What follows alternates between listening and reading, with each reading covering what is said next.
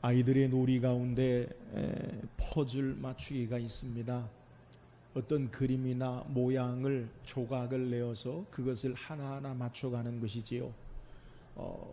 이 퍼즐 맞추기가 이 퍼즐 모양이 적게는 10개 이하, 그러니까 퍼즐 조각이 10개 이하로 어떤 그림이나 모양을 맞추는 것도 있고요. 이것이 꼭 어린 아이들의 퍼즐 맞추기만 있는 게 아니라 이 퍼즐 조각이 500개, 1000개, 많게는 2000개의 조각으로 어른들도 이 퍼즐 맞추는 조각을 가지고 이 퍼즐 맞추기를 하는 모습, 그러한 것이 나와 있어요. 처음에 이 퍼즐 맞추기를 할 때 그 조각의 모양이 어디에 있는 건지 어느 용도인지 알지 못하지만 그 퍼즐 모양을 하나하나 맞추어 가다 보면 나중에는 훌륭한 그림이나 어떤 모양이 완성되는 것을 볼 수 있어요. 성경도 어쩌면 이 퍼즐과 같은 그러한 모습이 우리에게서 찾아볼 수 있어요. 창세기 3장에 예수님께서 이 땅에 오신다는 이 최초의 원시 복음이라고 행하는 구절이 있는데, 그것은 여자의 후손이 뱀의 머리를 상할 것이요 뱀은 여자의 발 뒤꿈치를 물 것이다. 그것이 약속의 씨앗으로, 그리고 시간과 공간을 쭉 이어나가다가 2000년 전에 예수님께서 인간의 몸을 입으시고 이 땅에 오신 것, 그리고 사탄의 권세를 멸하시고 승리하신 사건. 그러니까 처음에는 그 내용과 의미를 잘 알지 못하지만 그것이 점점점 우리의 눈에 확대되어지고, 그리고 시간을 통해 또 역사를 통해 우리의 삶 가운데 하나님의 진리의 말씀으로 분명하게 우리에게 다가오는 것도 우리는 성경을 통해 찾아볼 수 있어요. 우리는 계속해서 지난 몇 주 동안 요한이 우리에게 소개하고 있는 7가지의 표적에 대해서 우리가 말씀을 묵상해요. 요한은 예수님이 행하신 기적의 역사를 단순하게 기적이라고 부르지 아니하고 그걸 표적이다라고 그렇게 우리에게 소개해요. 표적이 뭡니까? 나타내 보이는 것, 사인, 표시를 이야기해요. 그러니까 단순한 기적이 아니라 그 기적을 통해 분명하게 보이시기 원하시는 그 의미, 나타내 보이시기 원하는 것, 그것을 우리에게 말하고 있다는 거예요. 기적 자체에 머물지 아니하고 기적의 사건으로 끝나지 아니하고 분명한 그 기적을 통해 우리에게 말씀하기 원하시는 것들을 우리가 깨닫고 붙잡아야 된다라는 거예요. 요한이 우리에게 소개하는 표적의 의미가 뭐예요? 요한복음 전체를 통해 또 요한이 소개하는 7가지 표적을 통해 우리에게 그 표적의 의미를 한마디로 이야기한다면, 우리가 이미 말씀을 묵상한 요한복음 20장 31절에 오직 이것을 너희에게 기록함은 너희로 예수께서 하나님의 아들 그리스도이심을 믿게 하려 하며 또 너희로 믿고 그 이름을 힘입어 생명을 얻게 하려 함이라. 그러니까 요한은 우리에게 7가지의 표적을 통해 무엇을 요구하느냐? 그 표적을 통해 무엇을 깨닫게 하기를 원하느냐? 예수가 하나님의 아들 그리스도시다.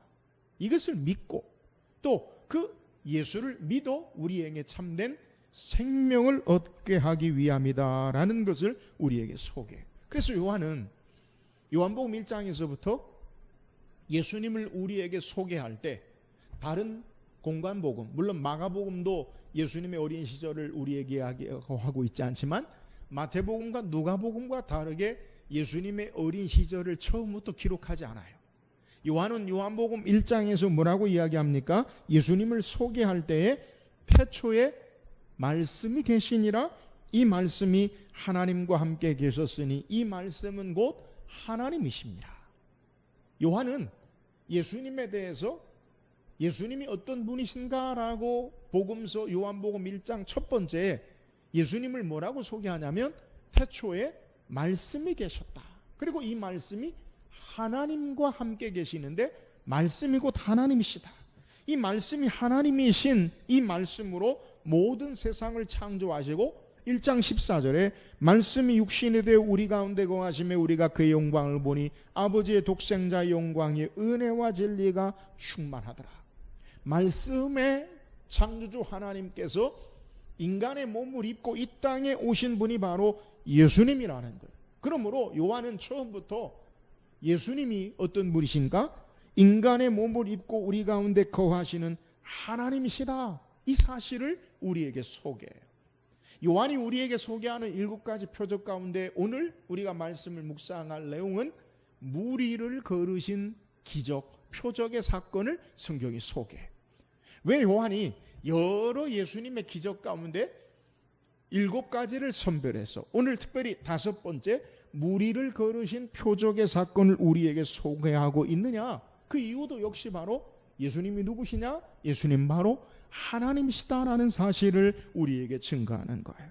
저는 오늘 말씀을 통해 요한이 소개하고 있는 무리를 거르신 사건을 통해 말씀하는 표적의 의미가 무엇인지 묵상하고 예수가 바로 하나님 되심, 또 그를 믿어 풍성한 생명을 누리는 저와 여러분 되기를 주의 이름으로 축원합니다. 오늘 함께 읽은 본문은 오병이어의 기적의 사건 이후에 바로 등장하는 것으로 성경은 우리에게 소개해요. 우리는 지난주에 요한복음 6장 1절에서부터 15절까지를 읽으면서 보리떡 5개 물고기 2마리를 가지고 5,000명을 먹이시고 12광주리를 남기신 사건을 우리가 묵상했어요. 오병이어의 표적, 그것을 통해 예수님이 누구신가라는 것을 우리에게 드러내 보이셨어요. 근데 요한은 이 사건과 더불어 바로 뒤이어서 요한이 선별하고 있는 요한복음에 기록된 7가지 표적 가운데 연이어서 무리를 거르신 표적에 대해서 성경이 소개해요. 저는 오병이어의 표적의 사건을 소개하면서 예수님께서 자연에서 행하신 표적 기적이다라는 것을 여러분에게 말씀드렸어요. 근데 오늘 요한이 소개하고 있는 이 무리를 거르신 표적의 사건은 요한복음에만 기록되어 있는 것이 아니라 마태복음과 마가복음 그리고 요한복음 이 세 복음서에 공통적으로 소개해요. 누가복음에는 이 사건이 기록되어 있지 않아요. 근데 마태복음, 마가복음, 요한복음에 공통적으로 오병이어의 기적과 더불어서 바로 이어서 예수님이 무리를 거르신 기적의 사건을 공통적으로 소개하고 있어요. 근데 마태복음은 마태복음 14장에 기록되어 있는데 마가복음과 요한복음에 기록되는 사건과 좀 더 자세히 기록하는데 어떤 사건이 소개하고 있느냐? 베드로를 예수님께서 무리를 거르라. 그래서 베드로가 주시어든 나를 무리로 명하여 오게 하소서. 이 사건이 마태복음에는 기록되어 있어요. 근데 마가복음과 요한복음, 오늘 우리가 살펴볼 요한복음에는 베드로가 무리를 걸었다라는 그 사건은 빠져 있어요. 그러니까 그러면 무엇이냐? 마태는 베드로가 무리를 걸었다라는 것을 기록하고 마가와 요한은 베드로가 걸었다라는 것을 빠져 있으니까 마태가 잘못 본 거냐? 마태가 이것을 성경의 내용을 좀 더 추가하고 요즘 사람들이 이야기하는 마치 화학 조미료를 첨가하듯이 부풀린 것이냐? 그건 아니에요. 어디에 초점을 맞추느냐? 그래서 우리는 복음서를 우리가 이해할 때 그 여러 공통된 사건과 차이 나는 것, 자세히 기록되어 있는 것을 서로 연합해서 그래서 성경의 내용을 더 분명하게 드러내주는 것으로 우리는 이해해야 돼요. 그러니까 오늘 본문은 마태와 마가와 요한이 공통적으로 오병이어와 무리를 거르신 사건을 함께 기록하고 있는데 요한이 오늘 우리에게 소개하고 있는 내용은 마태보다는 마가복음에 있는 내용과 더 함께 동일한 내용을 우리에게 다루고 있어요. 성경의 이런 내용을 우리는 병행구절이다라고 그렇게 이야기해요. 그러니까 같이 연결해서 함께 살펴볼 내용이에요. 저는 오늘 말씀을 마태와 마가와 요한이 소개하고 있는 이 무리를 거르신 사건의 기적의 역사를 통해 표적의 의미가 무엇인가? 그래서 창조주 하나님 되신 예수 그리스도를 만나고 믿음 안에 우리의 삶의 생명의 풍성한 귀한 시간으로 함께 묵상하길 원해요. 그렇다면 요한이 소개하고 있는 이 무리를 거르신 표적의 의미가 무엇입니까? 자, 오늘 본문 16절에서부터 18절까지 말씀을 우리 한번 같이 읽어봅시다. 16절에서 18절까지입니다. 시작.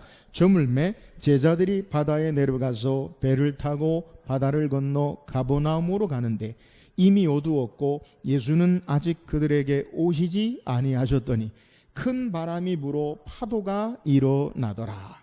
자, 오늘 본문의 사건을 앞서 이야기한 대로 오병이어의 사건과 연결해서 성경이 소개해요. 우리가 읽은 15절 본문의 말씀은 뭐라고 소개하냐면 이 15절에 그러므로 예수께서 그들이 와서 자기를 억지로 붙들어 임금으로 삼으려는 줄 아시고 다시 혼자 산으로 떠나가시니라 라고 소개하고 있어요. 그러니까 오늘 사람들이 보리떡 5개와 물고기 2마리를 가지고 오병이어의 기적을 체험하고 먹고 난 다음에 예수님을 억지로 임금 삼으려고 했다는 거예요. 근데 임금 삼으려고 했다라는 것은 다른 공간 복음에는 기록되어 있잖아요. 오병이어는 사복음서에 모두 기록되어 있는데 다른 공간 복음 마태, 마가, 누가는 기록되어 있잖아요. 근데 요한은 자세하게 왜 사람들이 예수님을 따라가느냐? 임금 삼으려고 했다. 그러면 사람들이 예수님을 임금 삼으려고 환호하고 따라갈 때 예수님이 어떻게 행하셨느냐? 예수님은 따로 산으로 가시고 그리고 오늘 16절에 제자들을 건너편 바다에 제자들을 가버나움으로 배를 타고 가시게 했다라는 것을 성경이 우리에게 소개하고 있어요. 자, 이 본문의 내용을 마가는 우리에게 어떻게 소개하느냐? 마가복음 6장 45절에서 46절까지 말씀을 보면 예수께서 즉시 제자들을 제초가사 자기가 무리를 보내는 동안에 배 타고 앞서 건너편 벳세다로 가게 하시고 무리를 작별하신 후에 기도하러 산으로 가시니라. 자, 오늘 본문에 요한이 제자들이 바다에 내려간 이유를 마가는 어떻게 설명하느냐?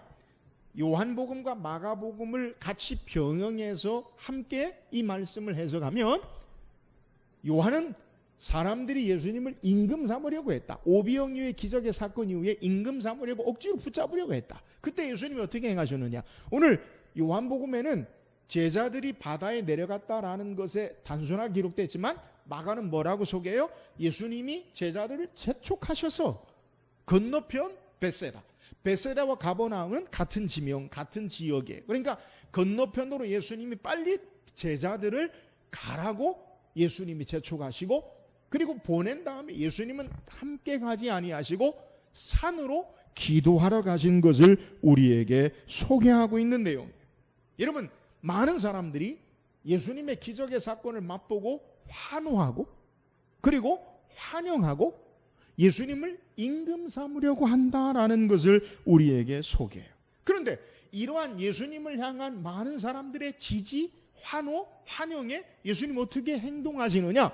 제자들과 함께 그 환호와 영광을 받는 것이 아니라 제자들을 속히 재촉하셔서 건너편으로 가게 하시고 예수님은 산에 기도하러 가시는 모습을 우리에게 소개하는 거예요. 왜 그랬을까요? 많은 사람들이 예수님을 환호하고 따라갈 때 제자들도 예수님의 제자로서 그들의 환호와 영광을 얻으려고 하는 마음이 있을 거예요. 예수님 자신도 많은 사람들의 환호와 자기를 임금 삼으려고 하는 그 영광 가운데 계시고 싶은 마음이 있었을 거예요. 그런데 예수님은 그렇게 하지 아니하시고 제자들을 제초가사 건너편 바다 갈릴리로 건너게 하시고 예수님은 산에 올라가시는 것을 우리에게 소개하는 거예요.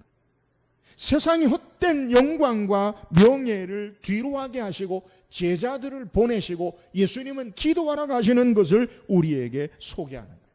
여러분, 우리가 기억할 것은 우리가 예수님을 따르는 신앙하는 것이 예수님이 누구신가 참된 구원의 하나님을 이해하지 못하고 내 이기적인 내 욕심을 채우려는 그들이 예수님 당시에 정치적인 메시아로 따른 그것을 예수님은 경계하고 있음을 우리에게 소개하는 거예요. 우리가 주님을 따르는, 우리가 주님을 환호하고 기뻐하는 이유도 우리의 필요를 채우고 우리의 삶에 원하는 것만을 가지려는 그러한 삶의 모습으로 가득 찬 것은 바른 신앙의 모습이 아니라는 거예요. 예수님 이것을 경계하시고 따로 기도하러 산으로 가시고 제자들은 그 자리를 재촉해서 빨리 떠나게 하시는 모습을 우리에게 소개하는 거예요. 사랑하는 여러분, 때로는 우리는 우리의 삶의 모습 가운데 세상의 헛된 욕심과 욕망으로 가득 찰 때가 있어요. 예수 믿는 것, 그것이 예수님이 목적이 아니라 나의 삶의 목적, 내가 주가 되어지는 그러한 삶의 모습일 때 우리는 어찌해야 합니까? 예수님처럼 기도하고 그 자리를 떠나야 돼요. 이것이 바로 참된 지혜임을 우리는 알아야 돼요. 자, 오늘 본문의 내용은 예수님이 제자들을 이제 건너편으로 먼저 가게 하시고 예수님은 그들과 함께 가지 않으시는데 여기에 사건이 일어나요. 어떤 일이 일어납니까? 제자들이 배를 타고 갈릴리 바다, 오늘 본문 오늘 성경의 19절에 제자들이 노를 저어 10여리쯤 가다가, 여러분 10여리쯤 가는데 18절에 큰 바람이 불어 파도가 일어나더라라고 소개하고 있어요. 그러니까 이 갈릴리 호수, 갈릴리 바다라고도 표현하기도 하고 본래는 호수지요. 근데 왜 갈릴리 호수를 바다라고 표현하느냐? 이 갈릴리 호수는 이 이스라엘 북쪽에 있는 호수로서 이 모양이 꼭 하프 모양. 하프 모양이 어떻게 생겼어요? 옆에는 이렇게 뭉툭 이렇게 가로로 이렇게 둥글었다가 길이가 이렇게 되어지는 모습. 그래서 꼭 하프 모양이라 그래서 히브리어로 킨네렛, 하프라고 발음하고 있는 이 갈릴리 호수를 킨네렛 호수라고, 성경의 용어로는 헬라어로 게네사렛 호수라고 이렇게 불려요. 그래서 이 하프 모양의 이 갈릴리 호수, 킨네렛, 게네사렛 호수, 또 로마의 황제 가이사 티베리우스의 이름을 따라서 디베랴 바다, 디베랴 호수라고도 그렇게 불러요. 그러니까 똑같은 말이에요. 킨네렛, 게네사렛, 갈릴리, 또 디베랴 바다, 다 똑같은 말이에요. 근데 이 남북은 길이로는 21km, 그리고 동서로는 약 12km가 돼요. 그러니까 호수가요 엄청 크지요. 여러분 이 넓이가 12km가 되고 이 길이, 남쪽과 북쪽의 길이가 21km가 되는 아주 커다란 호수예요. 그러니까 사람들이 이것을 바다라고 불러요. 근데 오늘 본문에 이 제자들이 이 갈릴리 호수를 가는데 이 갈릴리 호수의 특별히 지명은 어떻게 되어 있냐면 해수면 해발 200m, 마이너스 200m 아래에 이 호수가 있어요. 그리고 주변에는 산으로 이렇게 둘러싸여 있어요. 그러니까 이 깊은 골짜기, 마치 웅덩이가 이렇게 밑에 푹 꺼진 것처럼 해수면 아래 200m에 이 넓다란 바다 같은 호수가 있고 주변은 산지로 둘러싸여 있어서 이 낮에 뜨거운 기운이 이 산의 밑에 쌓여서 있다가 밤이 되면 이 기온이, 차가운 기온이 밑으로 내려가면서 바람의 영향으로 갈릴리 호수에는 돌풍이 자주 불어요. 그러니까 바람이 밑으로, 찬바람이 밑에 있고 상층 공기가 위에 있으니까 가끔 돌풍이 많이 부는 그러한 곳이라는 거예요. 이 제자들이 이 갈릴리 호수에 오늘 본문에 오늘 뭐라고 소개하고 있냐면 노를 저어 12여리쯤 갔더라.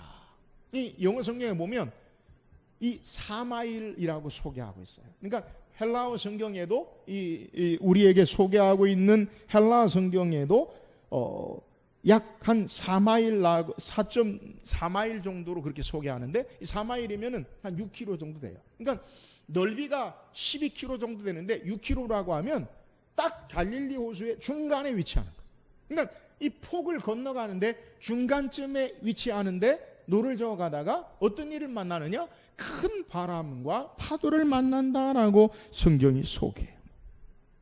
오늘 본문에 제자들이 노를 저어 큰 바람과 풍랑을 만나는 것을 마태복음 14장 24절에는 마태는 이것을 뭐라고 소개하냐면 배가 이미 육지에서 술이 나타나서 바람이 거스름으로 물결로 말미암아 고난을 당하더라.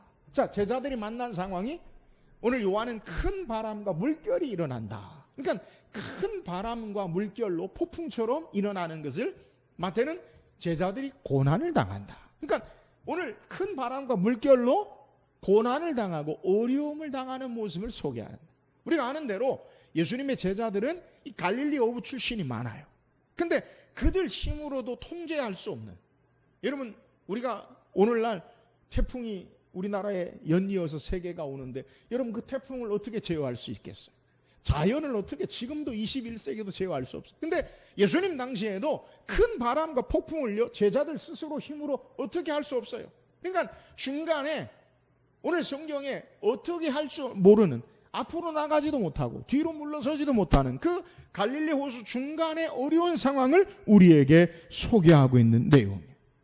오늘 여기서 우리가 생각해 볼 것은 지금 제자들이 왜 그러면 이런 고난을 당하느냐? 제자들이 왜 지금 배를 타고 건너편으로 가고 있어요?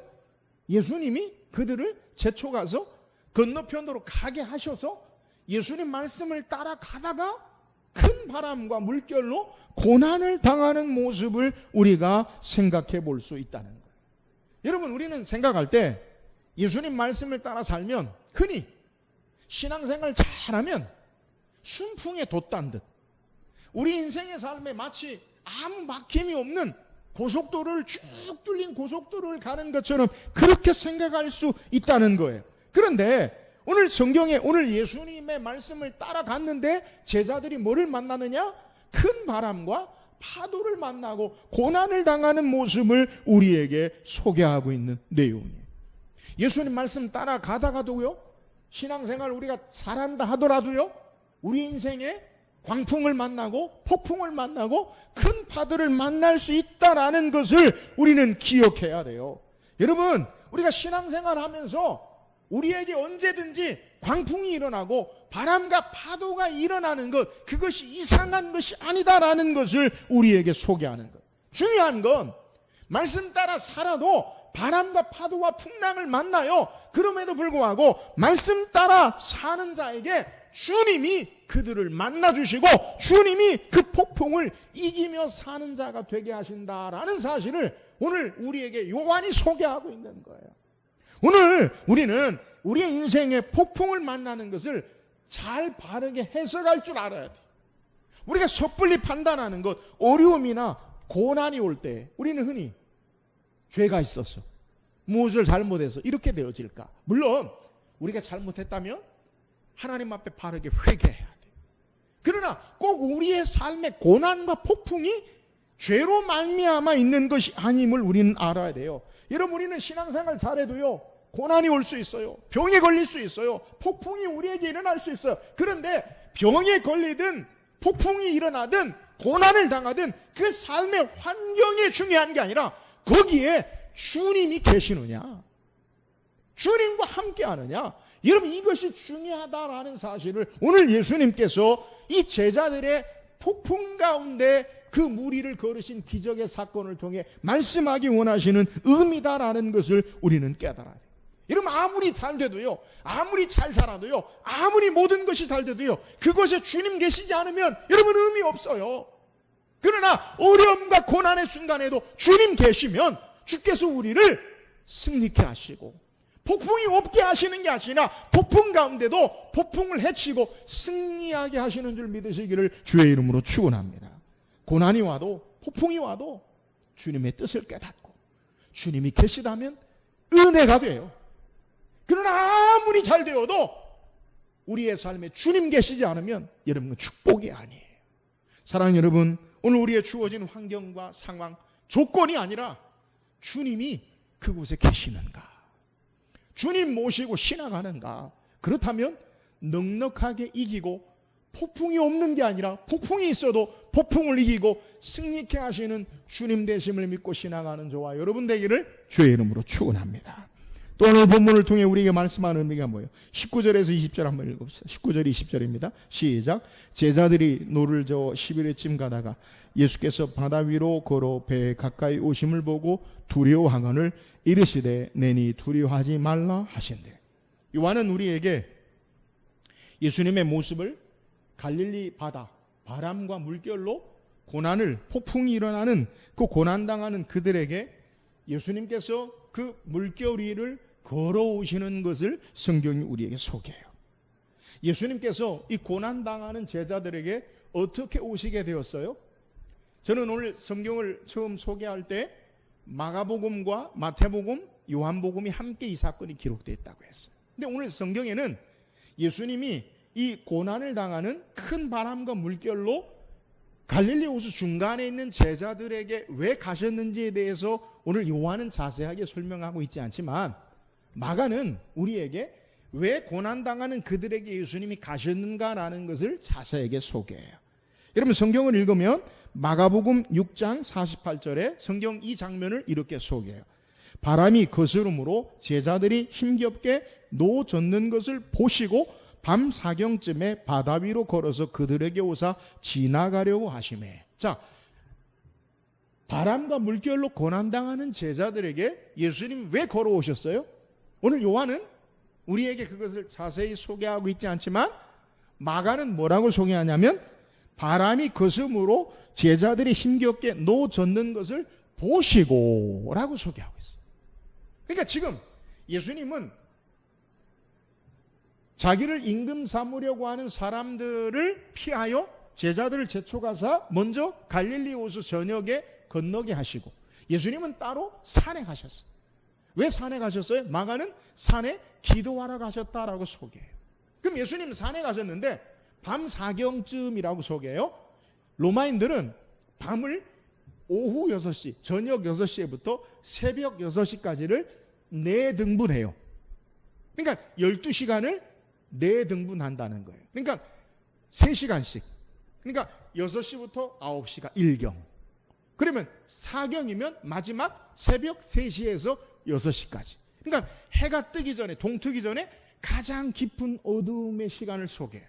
근데 성경에 보니까 예수님께서 제자들이 고난당하는 것을 보셨다라고 소개해요. 산에 가셔서. 그러면 우리는 그냥 일반적으로 생각할 때 예수님은 산에 계시고 제자들은 마이너스 해발 200m 아래 갈릴리 호수에 있으니까 산의 높은 곳에 이렇게 보니까 제자들이 고난당하는 게 보였더라. 그래서 예수님 오셨다. 이렇게 해석하는 겁니까? 그러지 않아요.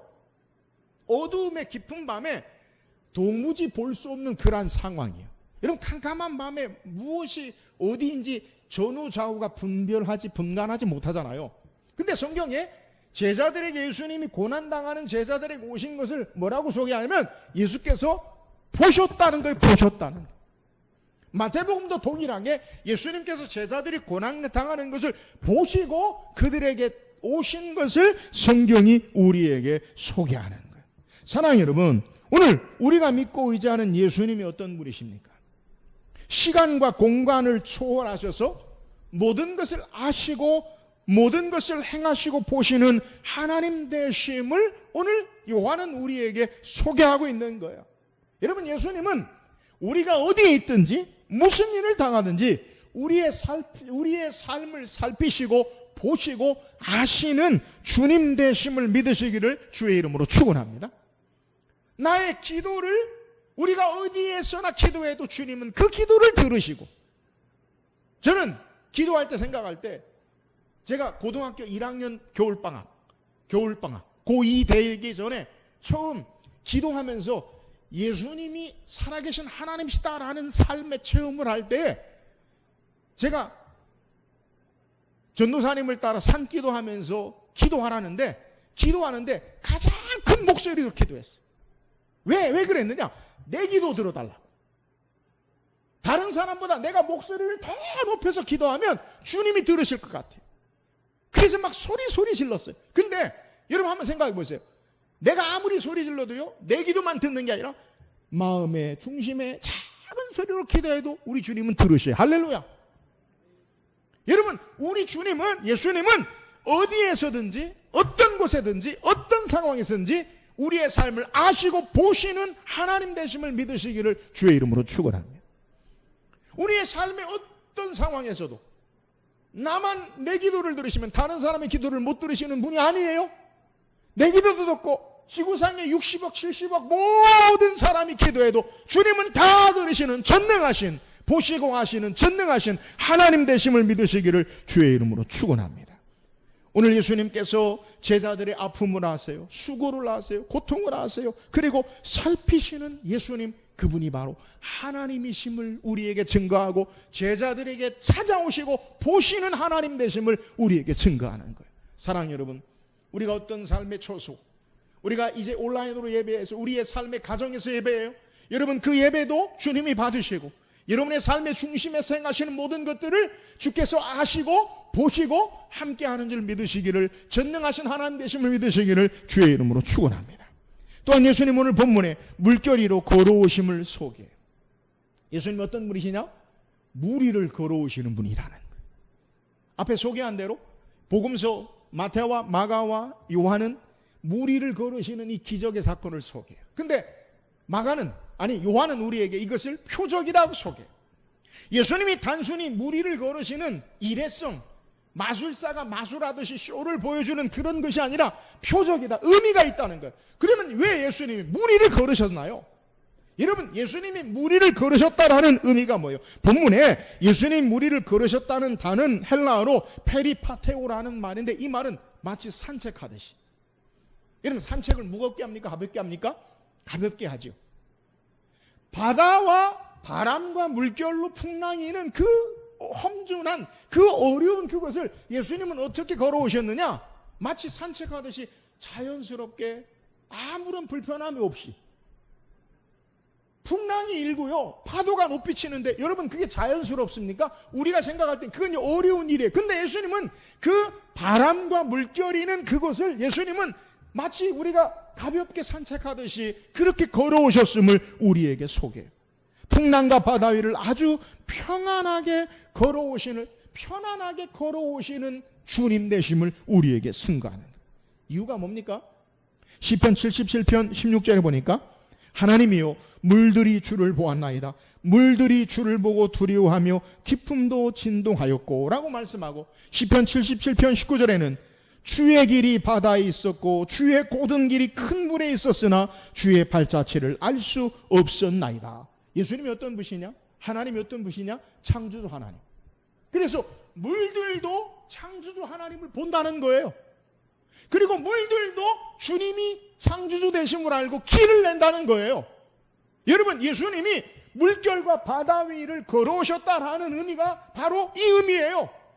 물들이 자기를 창조하신 창조주 하나님 주님을 뵈어 큰 바람과 물결이 길을 내어서 주님이 그 위를 걸어가게 하시는 구약의 성경에 기록한 창조주 하나님 되심을 우리에게 소개하는 거예요. 여러분, 예수님 물결 위를 걸어오셨다라는 것이 단순히 기적의 영광을 나타내는 퍼포먼스, 무리를 걸어오셨다라는 기적의 사건을 보이는 게 아니라, 예수님이 누구시냐? 예수님 바로 그 물을 창조하시고 그 물도, 피조물도 주님을 바르게 알고 창조주 하나님 되심을 아는 창조주 하나님이시다. 여러분, 이것을 우리에게 증거하는 거예요. 여러분, 또한 성경에 마가복음 6장 48절에 보면 읽어드릴 때 제가 예수님이 어떻게 물을 걸어오셨냐? 마가복음 6장 48절에 뭐라고 소개하냐면, 바람이 거스름으로 제자들이 힘겹게 늦었는 것을 보시고 밤 사경쯤에 바다 위로 걸어서 그들에게 오사 지나가려고 하시매. 자, 오늘 요한은 단순하게 예수님께서 그들에게 오셨다라고 소개했는데, 마가는 뭐라고 소개하냐면 그들에게 오사 어떻게 한다고요? 지나가신다. 여러분, 이상하지 않아요? 아니, 풍랑이는 지금까지 목사님 설교했잖아요. 예수님이 산에서 기도하시고 고난당하는 것들을 보셨다. 전능하신 하나님이시다.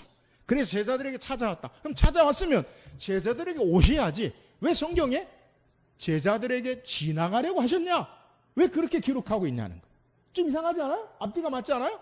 여러분, 오늘 성경에 예수님께서 지나가신다라는 표현을 우리가 어떻게 해석해야 되느냐? 구약 성경에 어떻게 우리에게 소개하고 있는가? 성경을 이해하지 않으면 이 성경을 우리가 바르게 해석할 수 없어요. 그러니까 예수님이 지나가려고 하셨다라고 그렇게 말하는 의미가 무엇인가?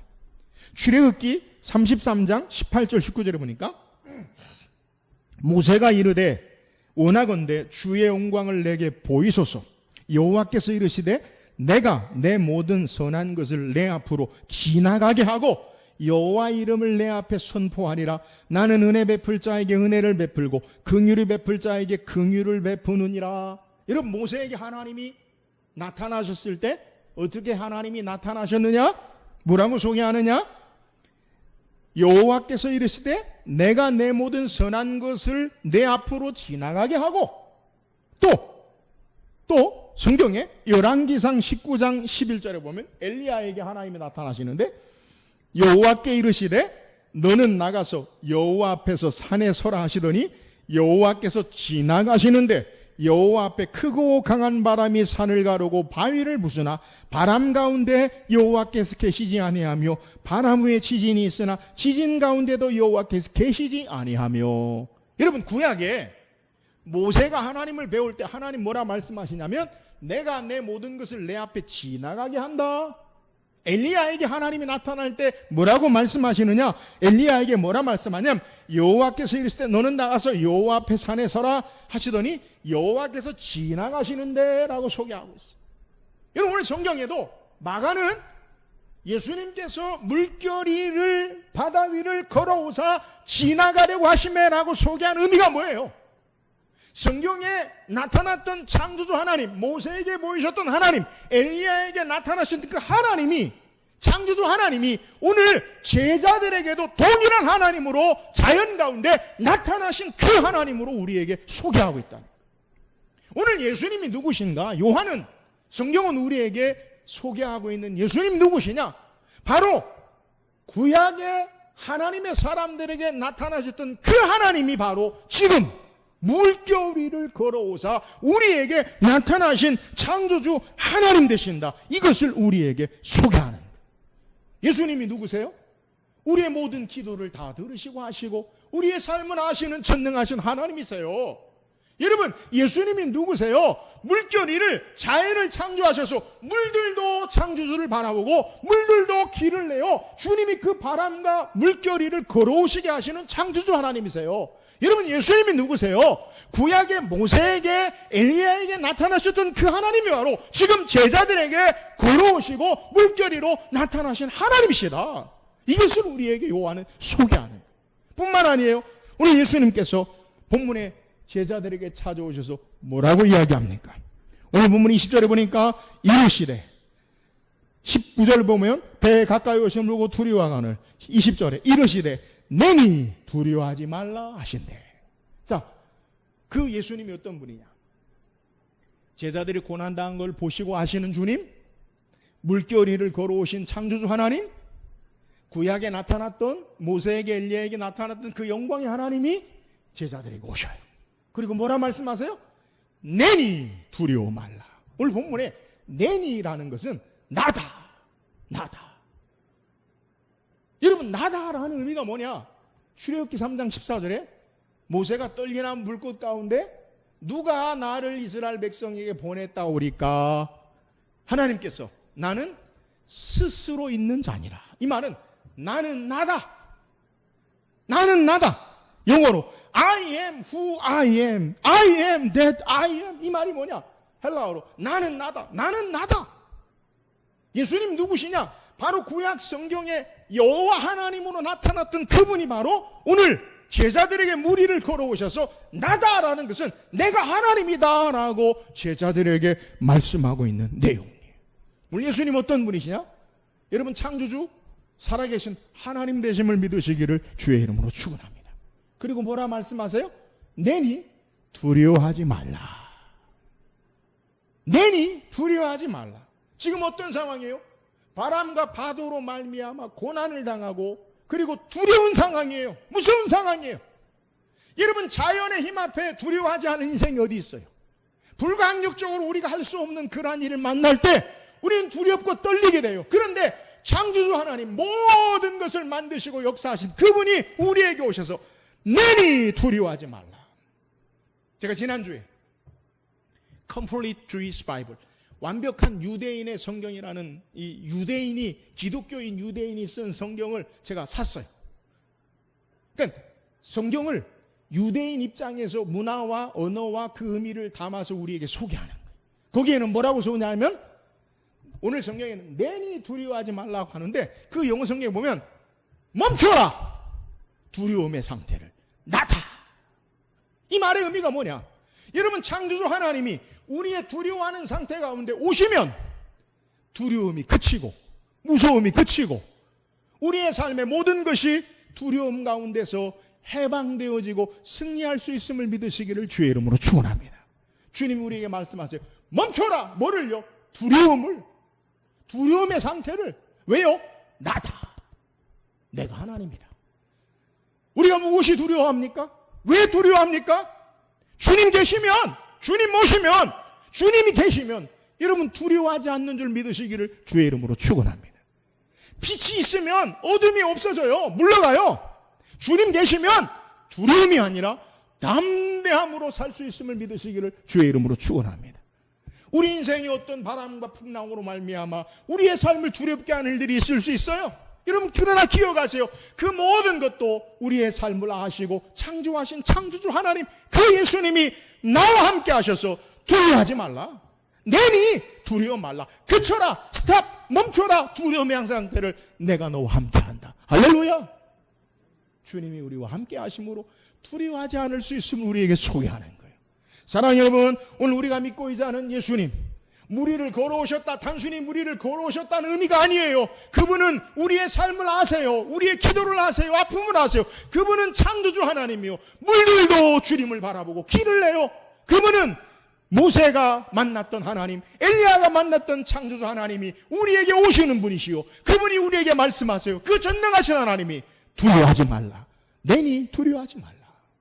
오늘 우리와 함께 하심으로 두려워하지 않고 그 주님 모시고 담대함으로 신앙하는 저와 여러분 되기를 주의 이름으로 축원합니다.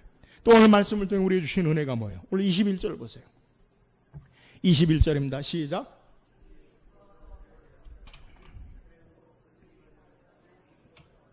이에 기뻐서 배로 영접하니 배는 곧 그들이 가려던 땅에 이르렀더라. 우리말 성경에는 이 표현이 잘 드러나 있지 않지만 영어 성경에 보면 그들이 기쁨으로 배 안으로 영접하사 즉시 그들이 가려는 땅에 도착하였더라. 그럼 다시 한번 생각해 보세요. 오늘 본문에는 이에 기뻐서 배로 영접하니 배는 곧 그들이 가려던 땅에 이르렀더라. 독일한 말인데 영어 성경에는 그들이 기쁨으로 배 안으로 영접하자 즉시 그들이 가려던 땅에 도착하였더라. 여러분, 강조점이 어디에 있느냐? 예수님을 배 안으로 영접하니까 즉시 그들이 가려던 건너편에 도착하였더라. 여러분, 이 말의 의미가 뭐냐? 예수님이 배에 오르시자마자 배가 즉시 반대편으로 그들이 가려던 그곳에 도착했다는 거예요. 제가 앞서 설명드렸죠. 지금 제자들이 갈릴리에서 가로 세로가 한 12km 되는데 약 4마일, 6km 정도 되는 중간에 있다고 했어요. 그 중간에서 풍랑과 고난을 만나다가 주님이 오셔서 주님을 배에 딱 모셔드리니까 배가 어떻게 됐느냐? 제자들이 노를 저어서 열심히 노를 저어서 간 게 아니라 예수님이 오시자마자 즉시 그 배가 반대편으로 도착하였다라는 것을 우리에게 소개해요. 예수님이 기적적으로 물결위를 걸어오시는 그 능력의 역사가 기적적인 배에 제자들과 함께 도착을 우리에게 말씀하는, 내 힘으로 노저어서 가는 것이 아니라 예수님의 능력으로 바람을 거스리시고 풍령을 거스리시고 물리 법칙을 뛰어넘으신 역사로 주님이 인도하시는 역사를 우리에게 소개하는 거예요. 왜요? 예수님은 창조주 하나님이세요. 그분이 배에 타시자마자 물들이, 바람이 예수님이 탄 배를, 제자들과 함께 탄 배를 건너편으로 기적적으로 옮기게 하시는 역사를 우리에게 소개하는 거예요. 시편 107편 28절 30절에 보면 이에 그들이 그들의 고통 때문에 여호와께 부르짖음에 그가 그들의 고통에서 그들을 인도하여 내시고 광풍을 고요하게 하사 물결도 잔잔하게 하시는도다. 그들이 평온함으로 말미암아 기뻐하는 중에 여호와께서 그들이 바라는 항구로 인도하시는도다. 여러분, 큰 바람과 파도 속에서 예수님께서 배에 오르심으로 배는 즉시 건너편 제자들이 가고자 했던 목적지에 안전하게 도착하게 된 것을 우리에게 소개하는 거예요. 인생의 항해 가운데 우리 예수님 모시고 신앙하고 나아갈 때 우리를 소망의 항구로 인도하시는 주님 되심을 우리에게 증거하고 있는 거예요. 사랑하는 여러분, 우리 인생의 배에 주님 모시고 함께 항해할 수 있기를 주의 이름으로 축원합니다. 주님 모실 뿐 아니라 주님의 능력에 우리의 모든 것을 맡겨드려야 돼요. 내 힘이 아니라 주님의 지혜의 능력으로 주님이 선장되시면 폭풍도 파도도 넘으시고 마침내 소망의 항구로 목적지로 우리를 인도하시는 은혜가 있음을 우리에게 소개해요. 오늘 폭풍과 흑암 가운데 제자들을 안전하게 주님이 탄 배를 목적지로 인도하셨음을 우리에게 소개해요. 무리를 걸어오신 그 예수님이 제자들이 탄 배에도 함께 하셔서 소망의 목적지로 인도하셨다라는 것을 우리에게 증거하는 거예요. 여러분, 우리가 믿음 생활한다는 것, 우리 인생을 살아간다는 것 마치 항해하는 것과 같잖아요. 우리는 항해의 길, 믿음의 길을 가요. 여러분, 우리의 사는 세계에도 때로는 어둠이 흑암을 만나고요, 때로는 폭풍과 바람이 우리에게 일 수 있어요. 그런데 주님 모시고 가면 소망의 항구, 목적지에 안전하게 도착할 수 있음을 믿으시기를 주의 이름으로 축원합니다. 예수님 모시고 가면 목적지에 갈 수 있어요. 여러분, 실패하는 인생은 가려던 곳에 가지 못하는 거예요. 오늘 우리에게 주님 모시고 가면, 주님과 함께하면 소망의 목적지 항구로 우리를 인도하시고 하나님 나라로 안전하게 인도하심을 믿으시기를 주의 이름으로 축원합니다. 문제는 우리가 지금 폭풍 가운데 있다, 우리의 삶이 어떤 모습에 있느냐, 그게 중요한 게 아니라 주님 모시고 있느냐, 이게 중요한 거예요. 사랑하는 여러분, 우리 가정에, 우리 교회에, 우리 직장에, 우리 사업에 주님 모시고 항해하는 저와 여러분 되기를 주의 이름으로 축원합니다. 주께서 비록 폭풍이 오고 어둠이 와도 소망의 항구로 우리를 인도하심을 믿으시기를 주의 이름으로 축원합니다. 그러므로 주님이 우리 가정에 계셔야 돼요. 할렐루야. 주님이 우리 교회에 계셔야 돼요. 주님이 우리의 어떤 상황에서도 함께 계시면 소망의 목적지로 우리를 인도하시고 소망의 항구로 우리를 이끄시는 주님 되심을 우리에게 소개하는 거예요. 사랑하는 여러분, 날마다 이 주님 모시고 소망의 항구, 주께서 인도하시는 선한 역사의 은혜의 간증을 찬양하는 저와 여러분 되기를 주의 이름으로 축원합니다. 오늘 성경 우리에게 무리를 걸으신 표적, 예수님 무리를 걸으신 그 표적의 의미가 무엇인가, 이것을 소개해요. 여러분, 예수님께서 무리를 걸으신 표적의 의미가 뭐예요? 단순하게 야 무리를 걸으셨다라는 게 아니에요. 우리 인생에 어떤 삶이라도 풍랑과 우리의 삶의 물결, 고난은 당할 수 있어요. 중요한 건 그 가운데 주의 말씀을 듣고 가다가도 풍랑이나 어려움이 있을 수 있다는 거예요.